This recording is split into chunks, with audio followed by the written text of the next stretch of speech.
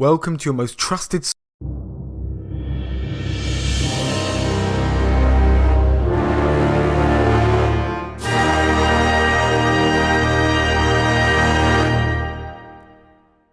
This week, SpaceX launched the final Iridium satellite package into orbit, completing the firm's $3 billion refurbishment of their satellite system. Iridium used SpaceX's Falcon 9 rocket to replace their 75-strong satellite system, which has the original function of allowing calls from anywhere on the planet, but these new satellites will bring new capabilities, such as monitoring the movement of planes.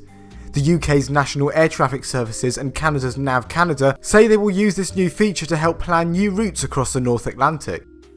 In other news, Cern, the European organiser of nuclear research and the people behind the Large Hadron Collider, have published their plans for a successor to the LHC, called the Future Circular Collider.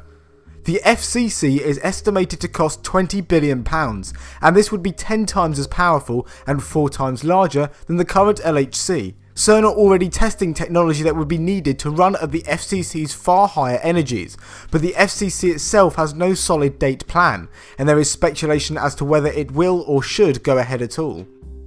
In paleontology news, there's been a recent study looking at the diet of prehistoric predatory whale Basilosaurus. Despite being a pretty well-known member of the Archaeocetes, this is the first direct evidence of the animal's diet, and it provides some very interesting insight into how the whale behaved.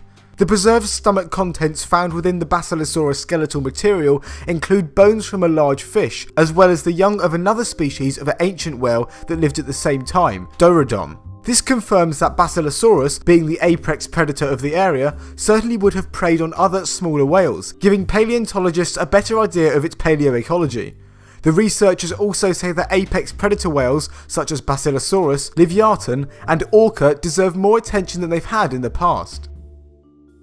Also from the world of paleontology, a study has been published that examined a Middle Triassic fossil deposit in the Netherlands, revealing it to be an area of very unique preservation. The deposit has supplied a wealth of skeletons in the past, though they range a great deal in the quality of fossilization. The study found that the taphonomy of the area is very complex, and the reason for the variation is the dependence on factors such as the autonomy of preserved organisms, the activity of microbes, and the action of currents. Thank you very much for listening to this week's 7 Days of Science. We do hope you enjoy it, and we apologise for the short nature of this week's and last week's. We're very busy at the moment, but that's all about to end, so I look forward to 7 Days of Science next week, and until then, we'll see you on Sunday.